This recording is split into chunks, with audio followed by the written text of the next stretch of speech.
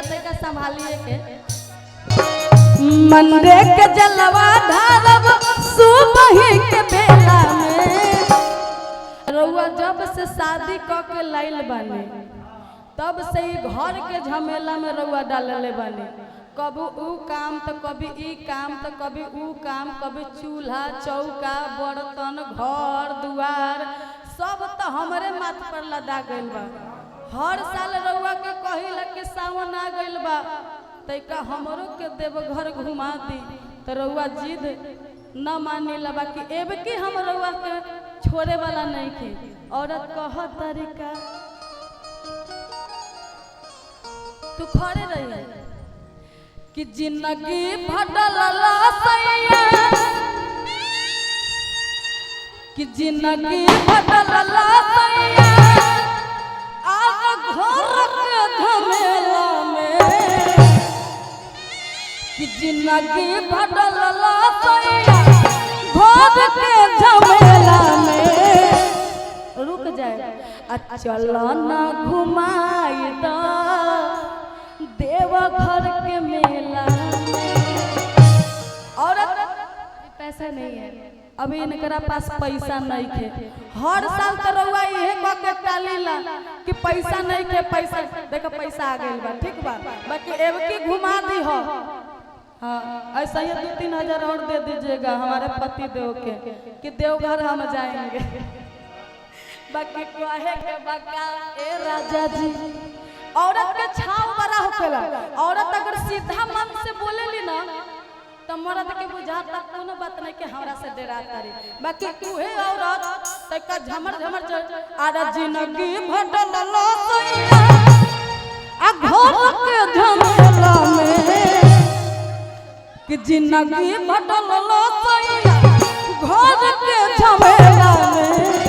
चलो ना घुमाई दो देवघर के मेला में। चलो ना घुमाई दो देवघर के मेला में। जिंदगी भटलला सैया घर के झमेला में। जिंदगी भटलला सैया घर के झमेला में। ए राव अच्छा आपके देवर जी हैं मेरा भाई तुम्हारा। कि जिंदगी बदलला सैया घर के झमेला में। ए राजा जी जिंदगी बदलला सैया घर के झमेला में। चलो ना घुमाई दो देवघर के मेला में। चलो ना घुमाई दो देवघर के मेला में। औरत बड़ी सुंदर भाव में अपना राजा जी से अपना सैया जी से अर्जी लगाओ तरी कह तरी कि ए राजा जी ए सैया जी हाय देखी ना उनकर मेरा देवघर जाता रे हमरो बड़ा इच्छा कि हमरो घुमा दो। औरत कह तरी ले ले आई कावल हमके गेरुआ साड़ी कीन के।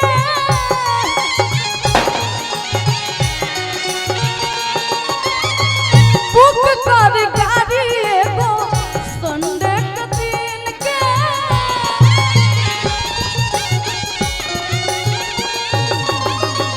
ले ले आई कावर हमके गेरुआ साड़ी कीन के। बुक कर गाड़ी एगो संडे के दिन के। ए राजन भैया औरत कह तरीका मंडे के जलवा ढारो मंडे के जलवा ढारो सुबह के बेला में। मंडे के जलवा ढारो सुबह के बेला में। चली ना घुमाई दी देवघर के मेला में। चली ना घुमाई दी देवघर के मेला में।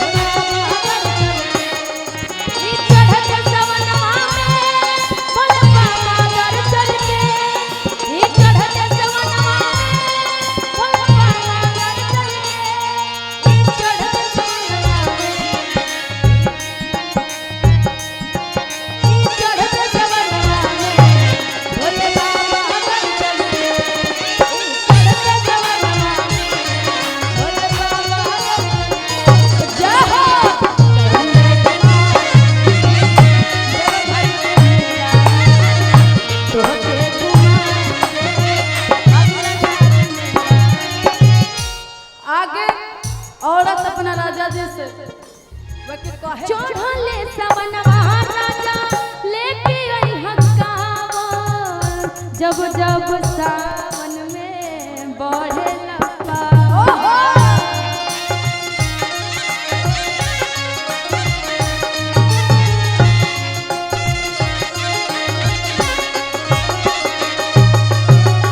चढ़ते सवनावा में लेके आई हकावा चढ़ते सावन सैया बढ़े लपा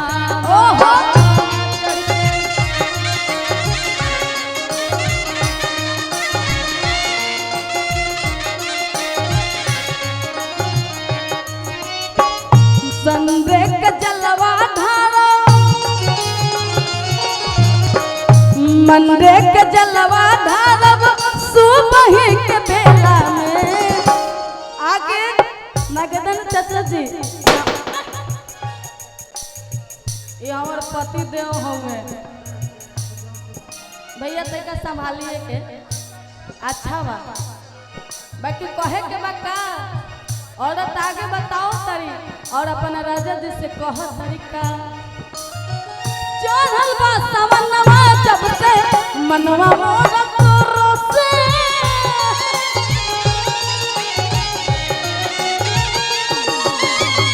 कैसे जइबू देव घर धनिया सावन बरसे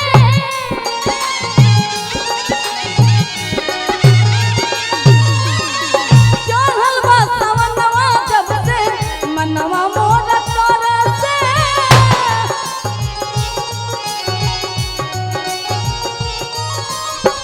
कैसे जइबू रनिया जोगे सावन रोज बरसे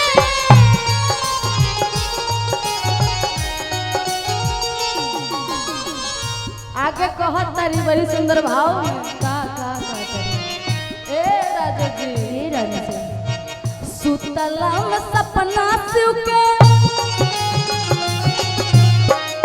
सुतला में सपना सिउ के देख रोज अकेला में सुतला में सपना सिउ के देख रोज अकेला में चली ना घुमाई दी देवा घर के मेला में चली ना घुमाई दी देवा घर के मेला में चल ना घुमाई दी देवघर के मेला में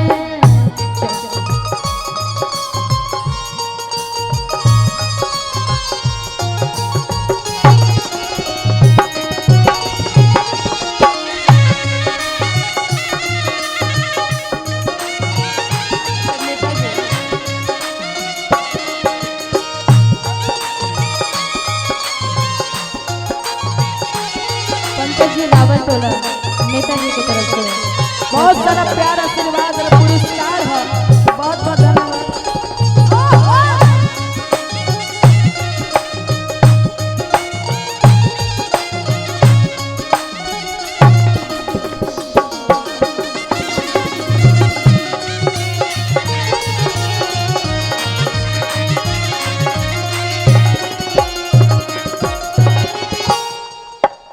आगे बड़े सुंदर भाव में अच्छा बतावत तरी और कहत तरी कि राजा जी ए सैया जी अब तक कुछ भाड़ा किराया तो हो ही गइल बा बजरंगी सिंह रावल टोला उनके तरफ से बहुत सारा प्यार आशीर्वाद पुरस्कार है बाकी अब रउआ के तना छोड़े आ हमरा देव घर लेके चला ही के पड़ी और कहत तरीका ए चढ़ल बा सवनवा जब से मनवा मोरा